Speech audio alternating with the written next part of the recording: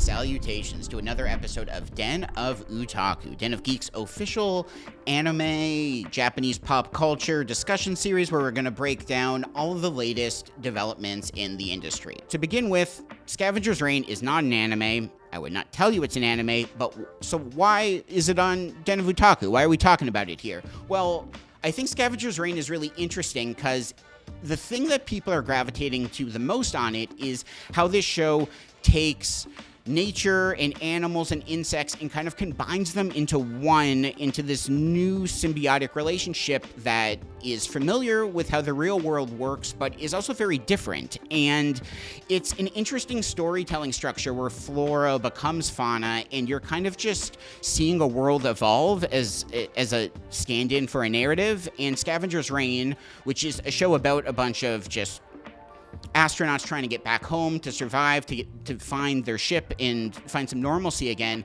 But what it is doing has been going on in anime for a long time, like Studio Ghibli films and Miyazaki movies, any of his films that are interested in nature, like Nausicaa of the Valley of the Wind and Princess Mononoke.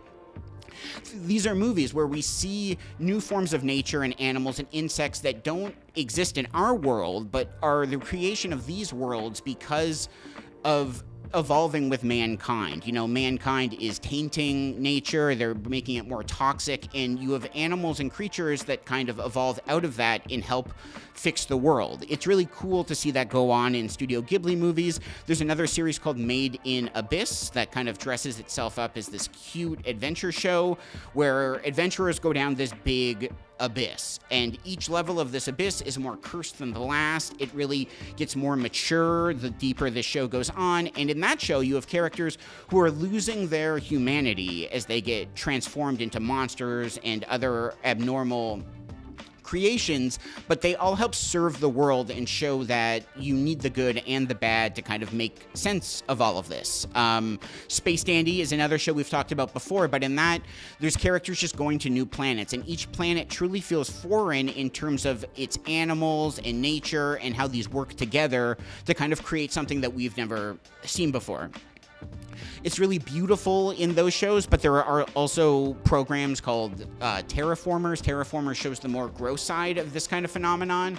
That's a show where a bunch of scientists want to colonize Mars. So they send a bunch of algae and cockroaches to Mars. They go back 500 years later, hoping that Mars will be colonized, but instead these cockroaches have kind of evolved into humanoid people. And there's a war against these cockroaches, but also an understanding that we are destined to become these cockroaches. They all kind of have their own superhuman powers in a way that speaks to how they are the next step in evolution, and that even though it might not be pretty, it's kind of where the world is headed in these shows. So Scavenger's Reign really scratches that itch, but if you're still interested in more shows that get into that type of storytelling, anime has been doing it for so long, and there's a lot more to check out in that regard, whether it's Made in Abyss, whether it's Nausicaa, the Valley of the Wind, or Terra For Mars. They're such fun, complementary pieces to Scavenger's Reign, and if you like those anime, check out Scavenger's Reign too, because even though it's not an anime, it's very much built from the same foundation.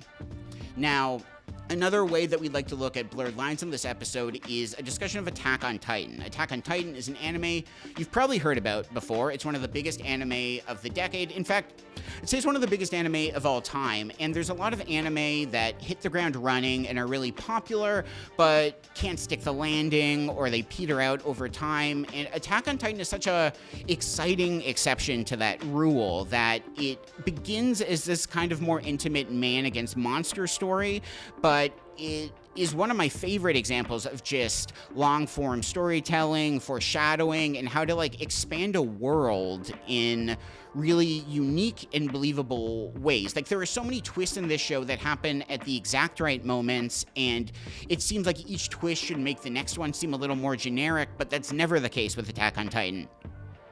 The show's final season is kind of more controversial since it broadens the world in such a way that you're seeing characters who used to be enemies and now have a new understanding, and it blurs the lines between who is good and who is bad in this world. And the most fascinating thing about this is its final episodes really push this narrative with the protagonist, Eren Yeager, and really blur the lines between what a shonen protagonist is, should be, and can be. I think a lot of the time in anime, we just trust that the hero is doing the right thing, and Attack on Titan really has both the audience and the supporting characters begin to question if Eren is justified in his actions, if what he's doing is just a means to an end, and that it is going to get somewhere positive. But the show really challenges the audience that way and shows that a shonen protagonist doesn't have to be clear-cut, that they can be someone that really makes you uncomfortable. Attack on Titan isn't the first show to do this. There are other anime like Code Geass that gets in similar territory, but Attack on Titan, I think, is the most accomplished example of that, and the anime is finally over. So if for whatever reason you haven't checked out the show, there's never been a better time to do it because it's all available. You don't have to wait years between seasons to get closure. It's all there. If you're someone that needs to watch a dub for a show, it is one of the best dubs you'll come across, and 99% of the series has been dubbed too, so that is all available. And so if you're just looking for an exciting shonen show that's kind of earned its reputation, Attack on Titan is the way to go, and also just is hopefully pushing the shonen genre to new exciting places with how a hero functions and operates. Now, unfortunately, fellow otaku, that's all the time we have in this episode before I get isekai'd back to reality, but we'd once again like to thank you for joining us on this adventure, and until next time, Space Cowboys, we'll see you then.